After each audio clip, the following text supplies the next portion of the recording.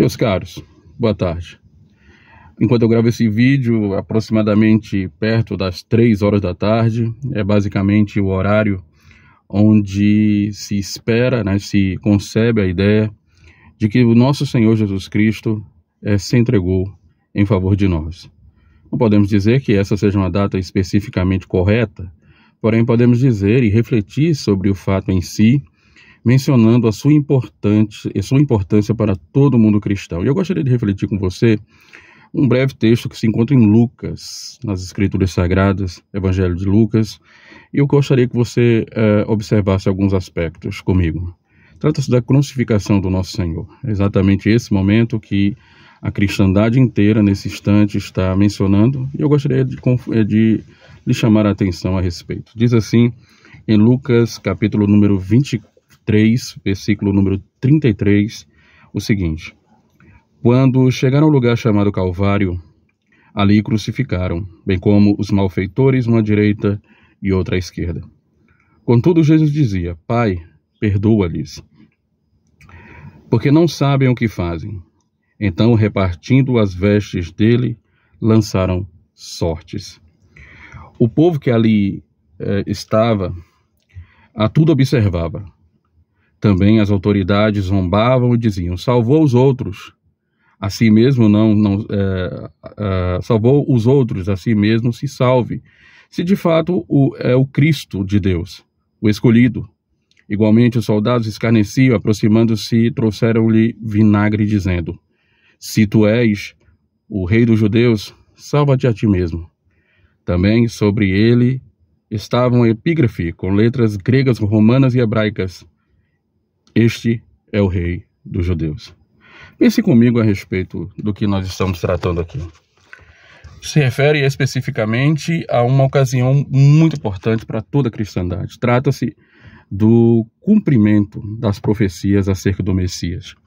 É evidente que, naquele período, a teologia específica sobre o Messias carecia de certa robustez. Eu creio que os sacerdotes daquela época, os discípulos dos fariseus, os próprios fariseus e as seitas judaicas, de um modo geral, eles tinham alguns posicionamentos acerca do Messias. Eles imaginavam e especificavam algumas nuances de sua obra redentiva.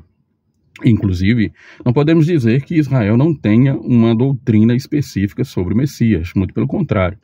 A sua doutrina é até especificada e tem algumas nuances cívico-militares para que se realize algum tipo de condição salvífica do próprio Messias, e eu creio que até algumas influências cristãs determinam um pouco as perspectivas judaicas a respeito. Mas observe o que isso implica para nós, vivendo nos dias de hoje e trazendo algum contraste com aquilo que nós estamos observando, enquanto o mundo que vivemos, as questões que estamos submetidos como cristãos modernos, vivendo nessa cultura pós-cristã. Observe o seguinte: a crucificação é um fato histórico. Isso é inegável, né? Não há como, se você não quiser ser taxado de obscurantista, negar que a crucificação é um fato histórico amplamente aceito, não somente pela sua argumentação lógica, mas também pela robustez dos argumentos, por todas as perspectivas de testemunhos oculares, enfim, do que você imaginar historicamente, arqueologicamente, amplamente divulgado. Isso aí é inegável. Você pode acreditar se Jesus é de fato o Messias ou não, você pode duvidar disso, mas você não pode negar o fato histórico. Outro ponto importante a respeito da crucificação. A crucificação é um momento que podemos relacionar como extremamente violento, mostrando as nuances da malignidade e da entrada do pecado no mundo de uma perspectiva inimaginável, inenarrável. Imagine só a situação. Nós estamos falando, se nós cristãos estamos certos, de que o próprio Deus, ele desceu de sua glória e se revelou na pessoa de um homem, encarnou, tabernaculou conosco durante quase 3 anos, pelo menos no seu ministério, 33 anos em sua vida terrena. Mas Jesus esteve entre nós durante todo esse período, porém Os homens aos quais a salvação é destinada não aceitam a mensagem salvífica. Pense bem comigo isso, o tamanho desses aspectos. Você deixa de receber a única perspectiva ou o único bote salva-vida em um barco ameaçado de ruína e de sossobar, e você simplesmente ignora os pontos que foram oferecidos pelo Rei da Glória, o Senhor dos Senhores, porque você simplesmente não acredita em determinados pontos lógicos, retóricos, históricos, teológicos acerca deste homem. Você pode dizer, eles estavam sendo fiéis às suas tradições, mas imagine só a perspectiva que nós estamos tratando aqui. Até onde vai a nossa percepção do sagrado? Até onde vai a nossa condição de falarmos acerca de coisas que não entendemos ou não compreendemos? Pense que é possível que não somente a boa parte desses que negam a figura bendita do nosso Senhor Jesus e aceitam a sua teologia, aceitam seus pontos que foram levantados por Jesus ali com relação ao seu ministério, mas também os de hoje, as pessoas que estão vivendo os dias atuais, façam exatamente a mesma coisa. Talvez você não esteja crucificando a Jesus. Talvez você não esteja se posicionando como um perseguidor de Jesus, levando ele até o Calvário, como aqui nós somos orientados a perceber, mas você está em toda o uso de suas atribuições mentais, intelectuais, negando a existência de Jesus ou a importância de Jesus para a sua vida como ser humano. E isso é algo muito, muito sério. Esse texto nos mostra que ao lado de Jesus havia mais 2 homens. Um ficou à sua direita e outro ficou à sua esquerda. Depois de repartirem as vestes de Jesus, esses homens começaram a falar. Em outros textos das Escrituras eles começam a falar, a praguejar, e em um dado momento um desses homens olha para Jesus. Ele presta atenção especificamente na pessoa de Jesus e diz: Senhor, eu reconheço que eu sou pecador. Basicamente é isso que ele diz. Eu reconheço que eu sou fraco, eu reconheço que eu não tenho a condição de me autossalvar. Jesus se oferece como mediador, como pacificador, e recebe esse homem, inclusive dizendo que ao fechar os olhos, ele fechar os olhos ali na condição humana, física, ele encontrará com Jesus uma condição totalmente espiritual, e estará para sempre com o Senhor no reino celeste. Observe, Jesus está fazendo uma promessa não somente para este homem, mas para nós. Se um homem condenado, crucificado ao seu lado, dignamente condenado inclusive, com toda a natureza pecaminosa, adâmica ali revelada, pôde assim ser perdoado, isso significa que também nós podemos ser perdoados. Em contrapartida, aquele que também não se arrepende e que continua na sua própria posição, esse demonstra um outro estado que reflete em toda a humanidade, ou seja, aquela que não recebe Jesus como Senhor e Salvador da sua vida. Ali estavam as autoridades também, como o versículo 35 fala. Eles observavam o fato, eles zombavam e diziam palavras bem duras a respeito do nosso Senhor. E dizia: você disse que seria o Salvador, por que você mesmo não se salva nesse momento? Por que você não resolve logo o problema? Você não é Deus? Então, os soldados que simbolizam ali o Império Romano também, eles começavam a trazer coisas assim bem estranhas, né, para um processo de crucificação, como por exemplo, traz aqui o vinagre, né, para o nosso Senhor. Eles confeccionam uma placa e dizem: este é o rei dos judeus.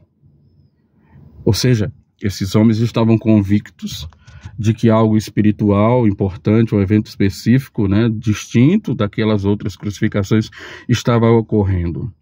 Mas, no entanto, eles não conseguem perceber a magnificência, o fator único da oportunidade que lhes era oferecida, especialmente na redenção proposta pelo nosso Senhor e Salvador Jesus Cristo.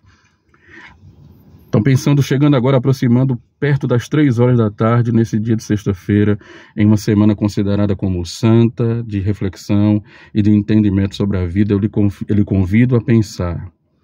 Você, diante desse fato histórico, altamente comprovado por pesquisas científicas, arqueológicas, pela literatura que trata do assunto desde o primeiro século até agora, não existe ponto nenhum que possa corroborar a ideia de que Jesus não é real. Ele é real. Isso é fato, queira você ou não. Mas a questão é, de qual perspectiva você se comparece diante do Calvário? Da perspectiva das mulheres que choram, pouco tempo atrás, ali nos versículos anteriores, Jesus diz às mulheres que estavam ali observando a crucificação, o seu Calvário, até havia cruzes até a sua crucificação, que choravam, mas não choravam por Jesus, elas choravam por motivos talvez não muito convictos. E Jesus assim diz que elas chorarão posteriormente pela própria a desgraça do povo de Israel, que estaria recebendo ali a punição de Deus ali em 70 depois de Cristo. Depois você vai observar que ali existem grupos distintos. E a Bíblia faz questão de mostrar apenas o grupo específico que não se condói, que não é convencido da messianidade de Jesus, nem da sua obra salvífica. A grande parte do mundo que nós estamos tratando atualmente pensa dessa forma. Como você pensa? A questão é, como você pensa? Abra as Escrituras, leia a Bíblia. Seja convencido pelo poder do Espírito Santo a respeito das coisas inerentes à pessoa de Jesus, nosso Redentor. Convido você a não ir com óculos da descrença, se é possível, mas ir pelo menos com a ideia de se manifestar na presença de Deus de uma maneira que seja basicamente neutra. Certamente você não terá uma visão crítica a respeito do assunto e você considerará exclusivamente a sua condição enquanto pecador, se você realmente for sinceramente na presença de Deus. Mas se você for cheio de sua própria jactância, cheio de suas próprias necessidades de autoafirmação, retóricas, lógicas, que você aprendeu durante o seu tempo de incredulidade, muito provavelmente você não verá Jesus em sua plenitude, em sua glória. Mas eu convido você a olhar para aquele homem quase morto no Calvário, em uma cruz, entregando ali o seu espírito, mostrando a sua majestade, a sua glória, a sua inocência, porque ele é o justo pelos injustos.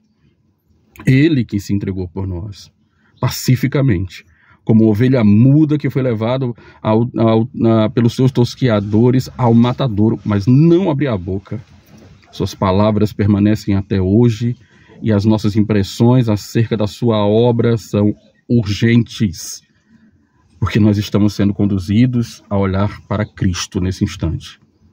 Olhe para Cristo nesse instante. Perceba a sua postura amorosa. Perceba a sua postura autossacrificial, sua entrega voluntária. Perceba que você merecia aquela cruz, não ele. E voltes para Jesus quanto antes. É o que nos resta, é tudo o que temos. E é tudo suficientemente importante para que cheguemos a uma condição humana que nenhuma outra perspectiva que nos é oferecida é capaz de suplantar ou superar. Que o Senhor Jesus, nessa sexta-feira santa, como você queira, seja assim mostrado em toda essa essência e você o receba completamente.